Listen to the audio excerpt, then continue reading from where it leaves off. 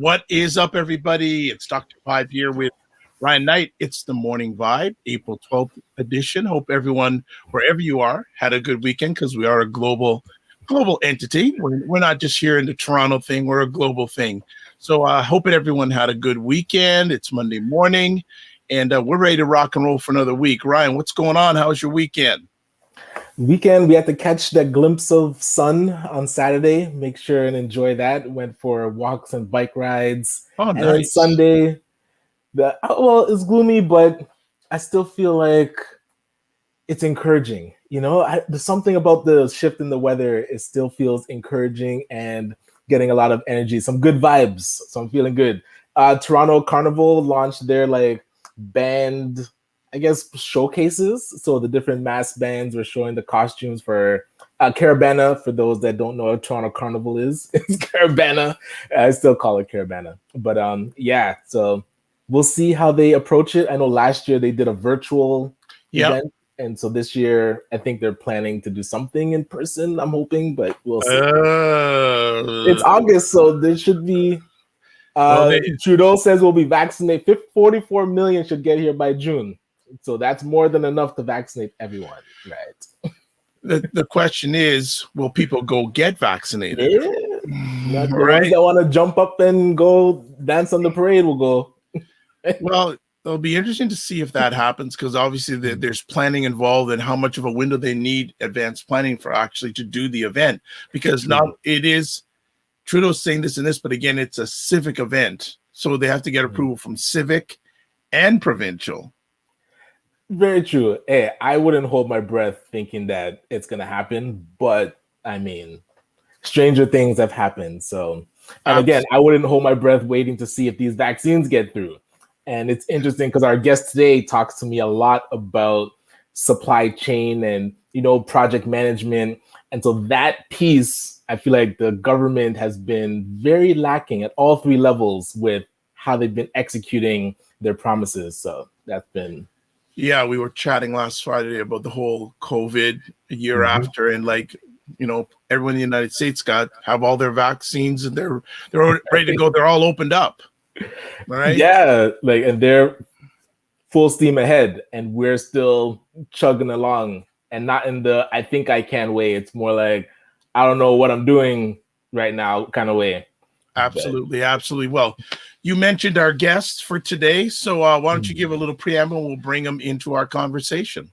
Absolutely. A mentor of mine, a gentleman that I was able to meet when he initially sent out an email saying the community needs a Black Empowerment Manifesto. And since then, I've been able to talk with him and really learn about what it means to ask good questions and also create a proper project and work plan. So our guest today is Errol Gibbs, the author of the Black Empowerment Manifesto. So good to have you, sir. Yes, sir. It's good to be with you guys this morning. Good morning. And Ryan, go ahead. You're leading on this one, my man. Yeah, I was curious if you could tell us a bit about your background and what you do and what inspired you to write the manifesto. Good. First of all, I am from the Republic of Trinidad and Tobago. I came to Canada in the late 60s, actually. I have a polytechnic engineering background, mostly in the power industry. I came to Canada in the 60s. Like I said, I was fortunate within about a year and a half to get a job with Ontario Hydro. At that time, it was called Ontario Hydro in the nuclear division. That was quite an interesting and incredible experience. I worked for 25 years with Ontario Hydro. I worked in three divisions: nuclear, thermal, and the transmission divisions. And I was fortunate, I would say, to be able to work across all these divisions in many disciplines, primarily as a project and planning and scheduling engineer officer, and also as a project management analyst. So I stayed with Ontario Hydro for about 25 years. I took about a year and a half. I worked for a short time with a major industrial company, Babcock and Wilcock. The plan was to go to Egypt to do some installation of major power projects. I did not go, however, I shifted to the States. I went to the US under NAFTA. quite an opportunity, and I would say it was quite not so much of a challenge, but it was quite interesting coming out of power industry that I was hired in the automobile engineering industry.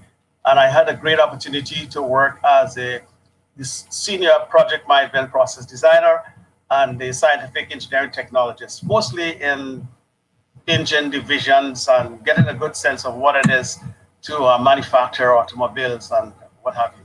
I spent 6 years and I came back in just 1997. I came back to Canada in 2002. I had all of the great intentions of continuing my career, practicing in the field of process design. Something came over me. I am still trying to understand what it is, but I chose to relinquish my career, a very lucrative career.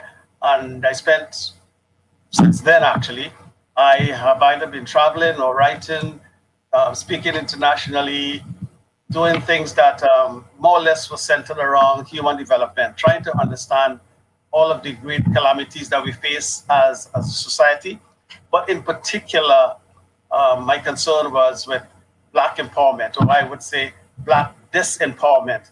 And that is twofold, because we are disempowered by virtue of the very ecosystem that we live in. And we are also disempowered by the way we conduct ourselves, the way we live, the lack of some central knowledge that we need to understand the ecosystem that we live in and how we might shape that ecosystem to our advantage. So that's where I am at the moment. Forgot that my thing went muted. And that's where I was curious if you gave a bit of background on what inspired you to write the manifesto, and then what's new about it? Like, what are you bringing to the table that people that have been in this space would say, hey, we've already been working on this. What are you now bringing to the table? What would you say? Great questions.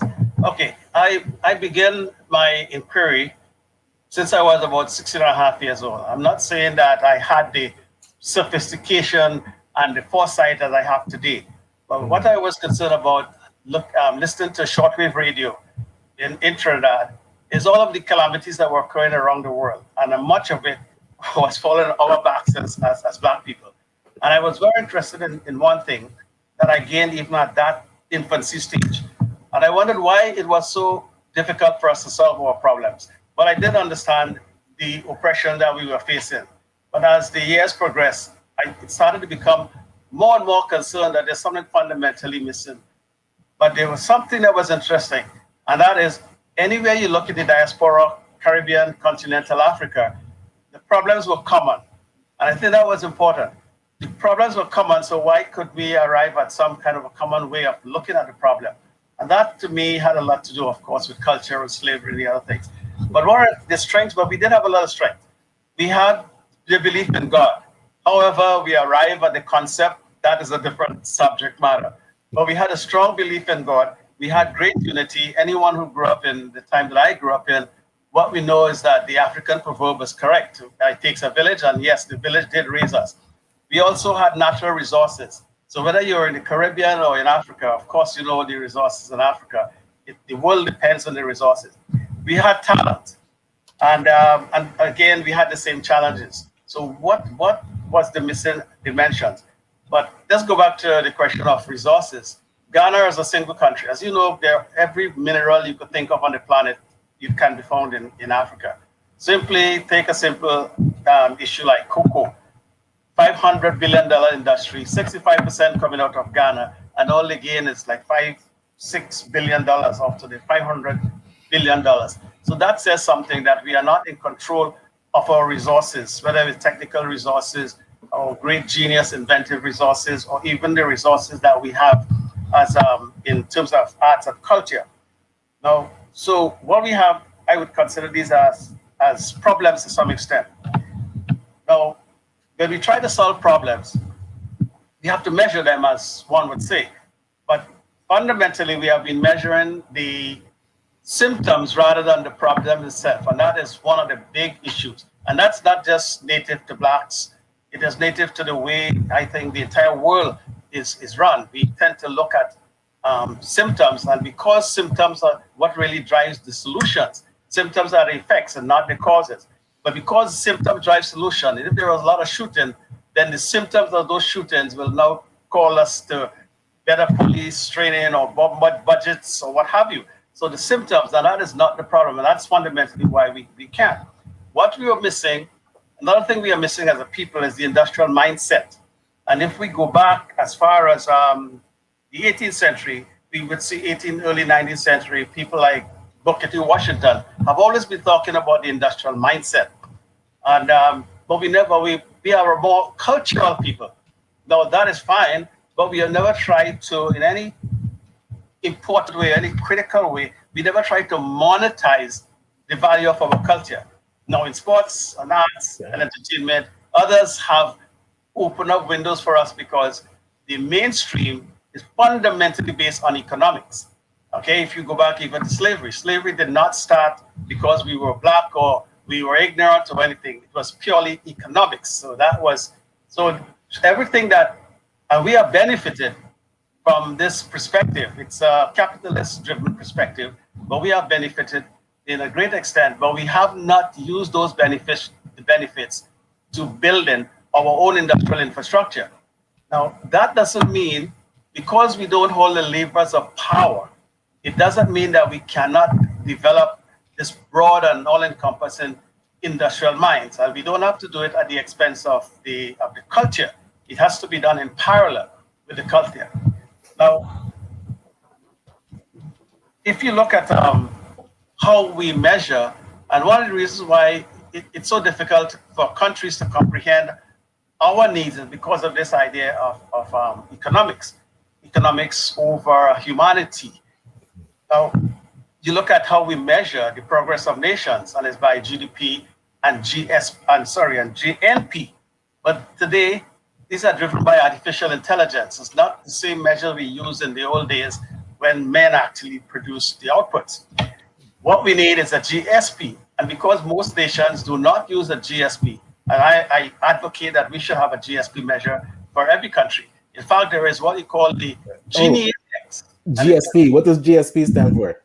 Oh, sorry, gross national product or gross domestic product. So it's actually the province, what it produces, and then the nation as an aggregate, what it produces. And then the GSP, what's that? And the GSP is something that I coined, and in fact, I saw, after I've coined it in 2004, I saw a country called, what's the name of the country?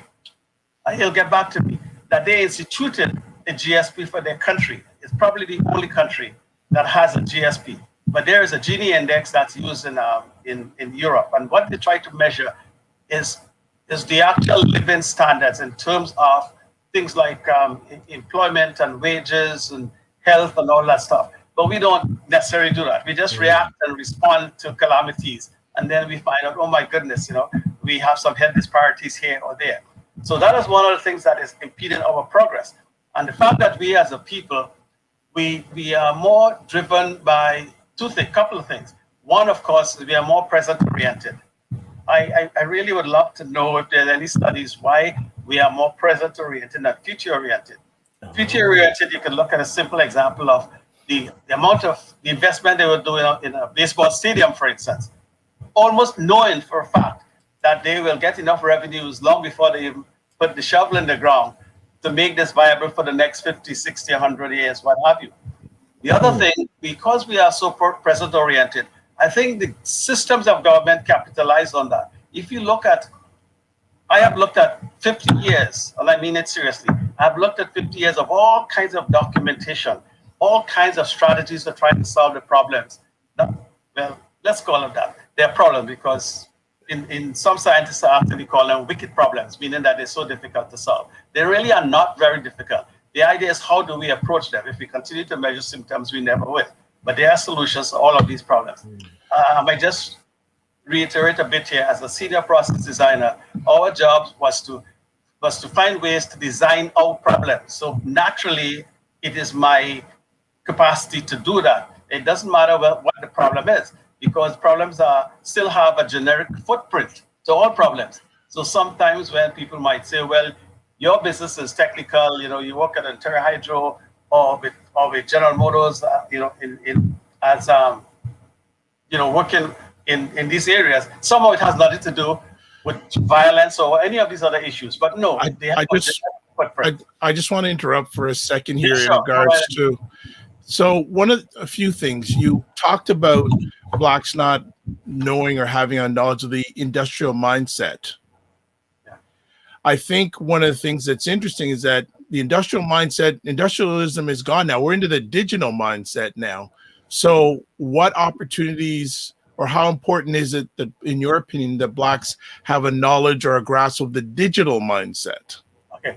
Well, you might use digital as only a component of the industrial mindset. The industrial mindset is everything encompassing digital. So that's the context in which I'm using it. That's why we have what you call the fourth industrial revolution. That means everything. It means AI. It means whatever you want to put in that bucket. So that is like overarching umbrella is the industrial mindset. And we've gone through 4 industrial revolutions. This one, the fourth, you're making a good point. The fourth industrial revolution is the most digitized revolution, but it's not to be taken out as the revolution is the digital revolution. We still have to build all the infrastructure of roads and bridges and everything to facilitate. So I want us to think about the industrial mindset as all encompassing. That's the first thing. Otherwise, we may go down a single road and we may forget there are 15 other roads that we need to go down. So look at it as all encompassing. Now, the reason why I'm saying that I am so hung up on the industrial mindset because, hey, my forerunners like Booker T. Washington, the Tuskegee Technical Institute, he ran it. And he was the director, I believe. And he's been crying out for it. And the other great scholars was fighting him on the issue, like Du Bois and these other folks. I mean, it's not like they were against him or anything. But they didn't see it in the context that Booker T was seeing it. Because I would say he was, to some extent, some people are just naturally forward-looking and they could somehow anticipate things. Not that he anticipated the fourth industrial revolution. The other thing is, nation, the backbone, the economic backbone of any nation is its industrial mindset. Look at the evidence. Japan, Germany, China, India, they have culture too. The other thing is that they are based on civilization. So the culture is there. You can't take away the culture, but they're based on civilization. That helps to bring the higher level of perspective of unity, the fact that civilization. Because if you look at us as a people, you ask me, for instance, am I a Trinidadian? Am I Canadian? Am I African? Where do I feel most comfortable? Where will I be accepted the most? Where will I be able to develop my genius capacity? Is it in Trinidad? Is it in Canada? Is it in Africa? So we have some complex issues to deal with. But I don't believe that these issues in any way at all limits. I think what is limiting us is the actual ecosystem that was not engineered for our empowerment. And we have to find a way to develop within this ecosystem. And the reason why I'm saying the ecosystem, who holds the levers of power?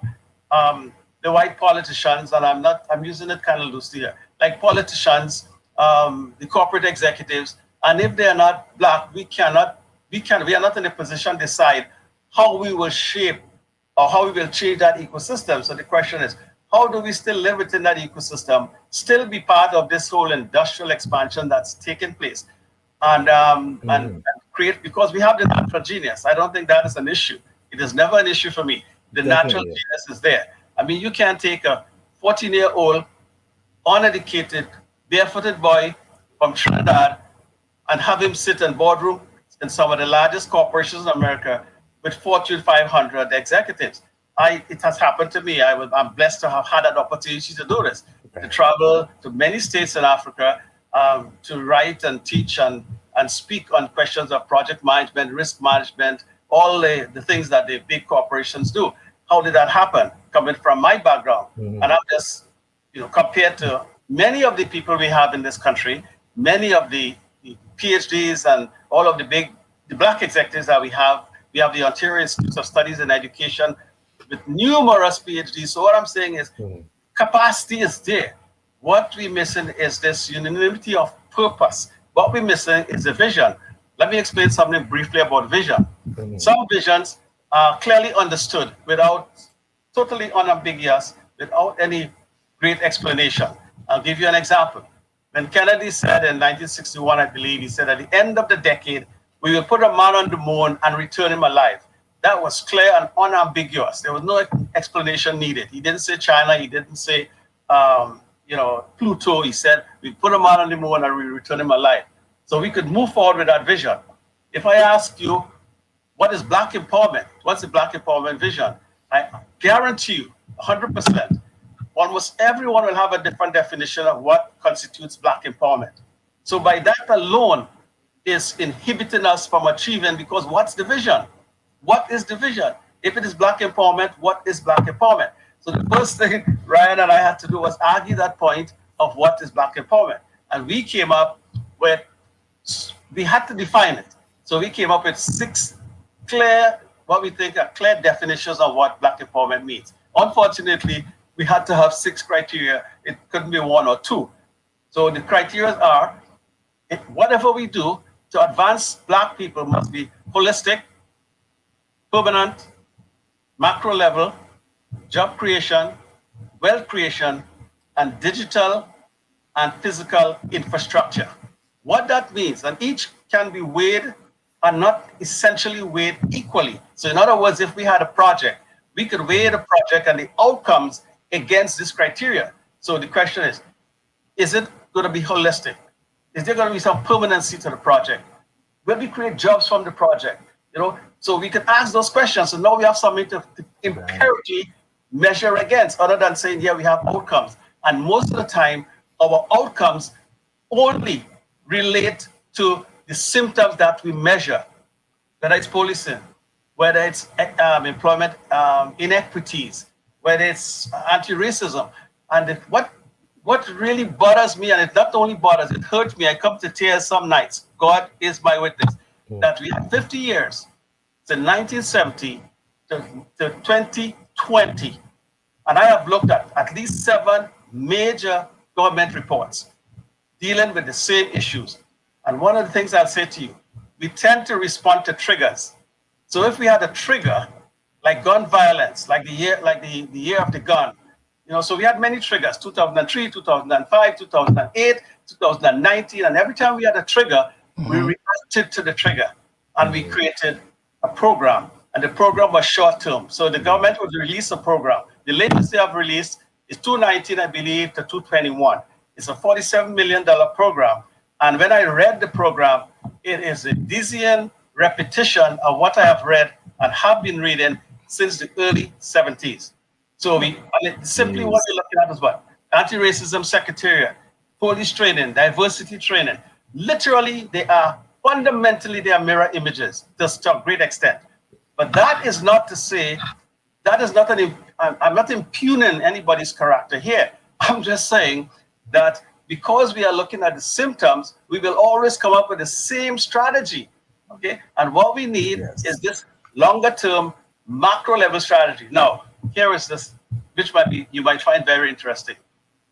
The U.S. military has 5 major branches, okay? The Army and the Navy and this, whatever, right? Good. It doesn't matter how capable each branch is. It could not function effectively without a Pentagon. Do you agree with me? We can have some exchange here. Definitely. Sure. Without a central command and control structure. Right. If I was going to look at the McDonald's Corporation, if we take away the corporate entity that sets the standards for viability of these, what we end up with are like organizational silos.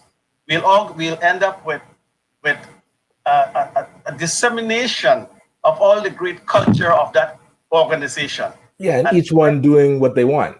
Everyone doing what they want, starting to sell what they want. But because you have this command and control, we set standards, guidelines, principles, we do audits. Now, I'll give you one more. You could go to war with a whole heap of battleships. But what if you didn't have an aircraft carrier where planes could fly off and do reconnaissance flying, come back with intelligence, right? Do bombing raids, whatever. That's how you win wars. Now, look at the Black community. We are all doing great things. High level of integrity, great talent, but we are like ships out in the ocean. There's no command and control, no battleship Right. out there to do reconnaissance flying to Well, combat intelligence. So I have a question around that. It's Go like, ahead. so within the Black community, like who needs to read the manifesto, and where does the manifesto place itself in the grand scheme of things? Yeah, today I was coming to that because the manifesto, why I raised the issue of the Pentagon, now we talk, I was going to shift that quickly to the manifesto. No, but the manifesto, one must be careful. The manifesto is not essentially the overall solution. What the manifesto is it is trying to explain philosophically what the problems are and how we got to this stage. Okay. So we're not just looking at the symptoms and reacting, because that's exactly what we're doing today, 50 years later. Right. It is taken a retrospective look and it's saying, here is how we get to, and here are the reasons, some of the fundamental reasons why we are in the state that we are in. And it's not essentially all our problems. It has many, many aspects to it. However, the central, I would say there are three central elements to the manifesto. And Ryan and I, we spent a lot of time thinking about this. The three central elements are: one, the manifesto itself presents the philosophical understanding of the problems, and it gives you a blueprint. The Canadian Black Empowerment think tank is the group of advisories, right, that the manifesto recommends that will take on these 15 strategies that we are suggesting. And the PMO, so it's a three-prong, just like a pyramid. The PMO, which is the Portfolio Management Office, is where the expertise resides in the manifesto. That's specialized skills. And they're the ones will have the ability to bring all this expertise that is not necessarily native to the Black community to take us to the higher level where the corporate boys operate, but at the level that we could understand, and understand even why the impediments that we're seeing is not entirely due to anyone oppressing you, but it's because we have not opened that box and looked outside of that box to see what is happening. So Mr. Gibbs, as we're running out of time here, what is it going to take to get to that triangle? All right. Number one, it's going to take, the most important thing it's going to take is some kind of community acceptance that we are at a transition point and we cannot continue to do things the same way. What it's going to take is an understanding that sooner or later, all of this money, this benevolence is going to dry up. And if we don't have infrastructure at the end of the day, we are back to exactly where we were. And we have 50 years of evidence on my side, okay? All right. Yep. What it's going to take is understanding what Black empowerment means and have a universal understanding of that, what it means. Could you imagine when Kennedy said we'll put a man on the moon and some people thought he meant, or they had their own concept of maybe we should go to Pluto or somewhere else? No. We have to have a common vision. We have to agree on that. If we could agree, everything else is academic. We have the talent. Now, there's some talents we don't have, and let me say something since I say have the talent very quickly. One of the things areas that we could have been very powerful people in this country, and this is one time I blame the government unequivocally, and here's why. Procurement is at the apex, all right, of how you dispense equity and build a society with parallel growth, economic growth. Okay.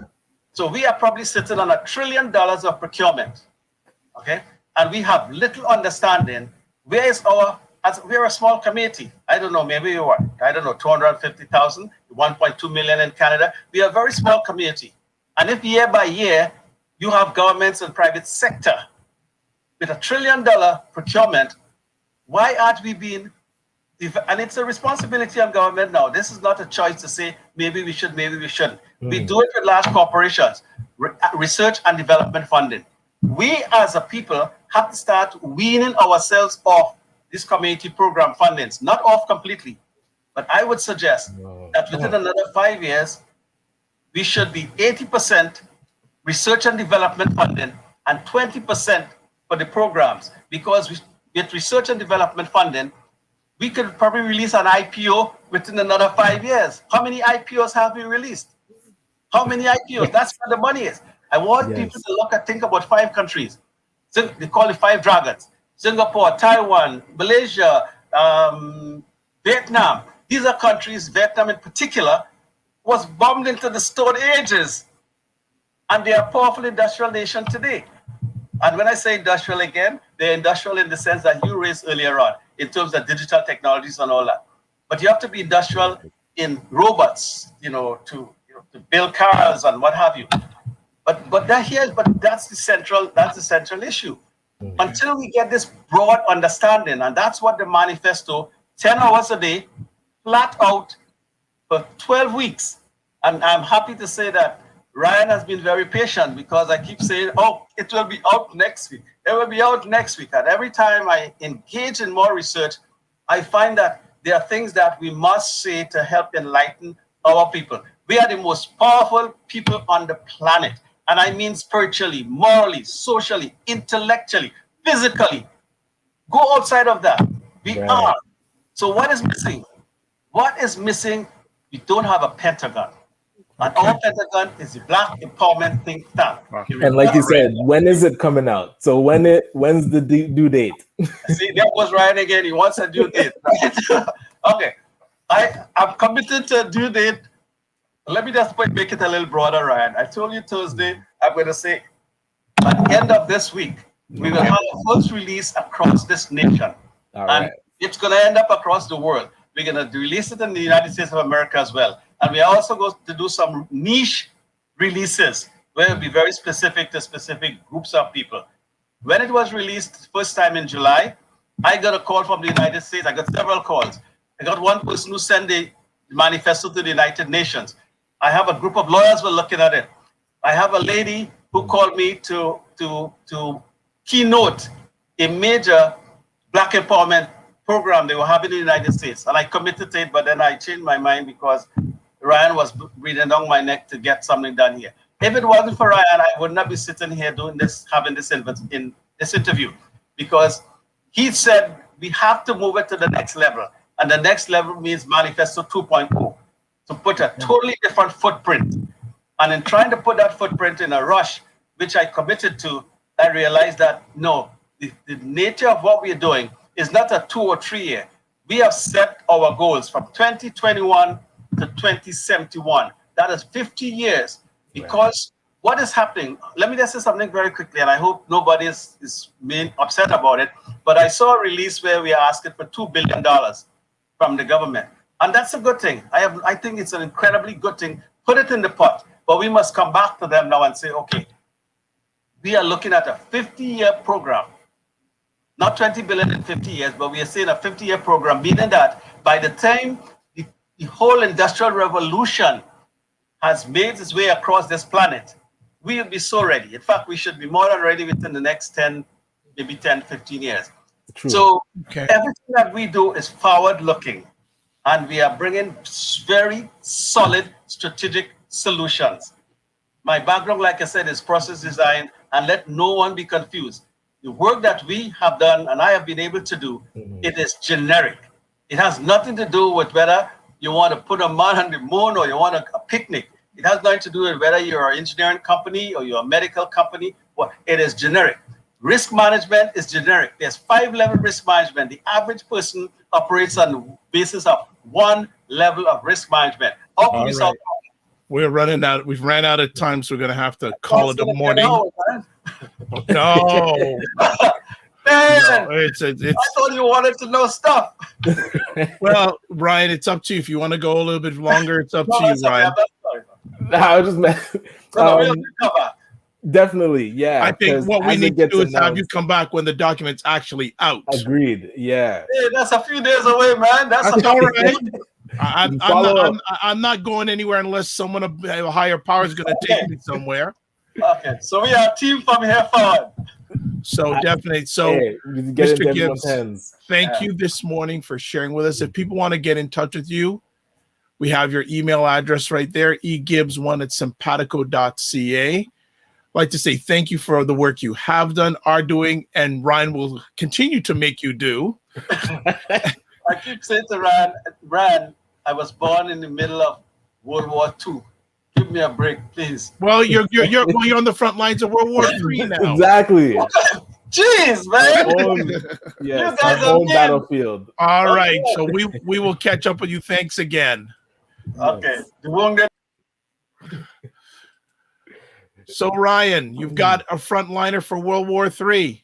We're gonna put together the Pentagon, because with no strategy, the battleship. Hey, we see all the battleships, all the different organizations, even individuals that are playing their part and really trying to fight the grand scheme of things, like the entire war on their own, with no strategy, no overarching strategy. And I'm hoping that something like the manifesto can become the philosophy that we all use, so that all our battleships are going to one destination to totally take over and really embrace our power, embrace our potential, and give it infrastructure. Right now, I feel like our potential is just in the ether, and there's no real structure Scattered. to it. It's scattered. That's it. Yeah. And they say you tip over a bucket of water, the water goes everywhere. But if you pressurize it and put a nozzle on it, it can cut through concrete. So let's pressurize this potential that we have. Well, I look forward to having Mr. Gibbs back. I think the big challenge, which it has been for many, many years, is I don't think we need everybody, but we need the right people to crystallize, even as we're in today's environment. The organizations are all around the place. And as I say to people, I'm saying, if you are the federal government and you want to put money into the Black ecosystem, where do you put it? Yeah, and I feel like he alluded to the letter that went out asking for the $2 billion. And I think close to 230 organizations signed on to it. That is encouraging to me, that we're moving in the right frame of mind to say, hey, there shouldn't have been 230 individual letters. There should be one with all of us signed on it. I feel like that's gonna allow the manifesto to be accepted a lot quicker, because people are getting around this concept of collaboration. Well, talk is cheap. I'll just leave it at that. Signing a document is one thing. Yes. Actioning, if the money comes out, and working together is another thing. Well, and that's where, hey, if they said yes to the $2 billion, what's the plan? Who's in charge of the plan? Like, well, and I think that's what Mr. Gibbs was saying, and we'll have him back. We should be doing that work now. The work should be going on now, before the money gets into our hands, not for the money to come into our hands and, oh, what are we going to do? Who's going to do that? Who's going to do that? Yes. That the relationship work and the collaboration needs to be happening now. If you're not doing it when you don't have the money, it doesn't feel good if it's going to happen when the money comes down. Right, it's just going to cause friction. Exactly like you said. The friction exists right now anyway. So that's got to be resolved. And that's why, if I'm the government, I don't blame them not giving the money out. Who are they going to give it to without blowing it up? And look, everybody's signed on. So get them to a meeting. Like, sign on and show up here. Don't just sign on and it's all talk. Sign up and show up for this specific strategy session. Something. Let's end it now, because if we keep on going, Mr. Gibbs saying, why you keep me off the air so long? We should have went on for an hour. So what's going on? What's coming up for the rest of your week? No, I'm going to be looking forward to the release of the manifesto. This Thursday, we have the Canadian Mortgage and Housing Corporation doing an info session about all the different programming and funding that they have, so that we're not just getting rent subsidies and putting people into affordable housing. Our Black developers could actually build these buildings and build communities, and there's funding out there to help developers build these buildings, and we've been missing it. Exactly like Mr. Gibbs said, there's procurement and different programs where the money is flowing and we are not in front of the flow of money. So we need to position ourselves in front of that flow of money to get a lot of this infrastructure built. So I'm looking forward to that. And secret note, I don't even know if I'm allowed to say it, but keep your ears to the ground. American Express is working on a granting program. I don't know if it's specific to the Black community, but keep your ears peeled for some exciting news coming from American Express. But yes. Excellent. Good stuff. Another conversation done. We'll be back with you on Friday morning. We don't have a confirmed guest yet, but if we don't have a guest, you're going to get us. So you don't lose. Yes. You don't lose. So look, everyone have a great week. Thanks for taking your time to watch this live on the replay. And we'll definitely have Mr. Gibbs back when the document is live, and we'll give him the time that he wants this time. Sounds good. All right. Have a good one, everybody. Stay safe, be well, and keep the faith.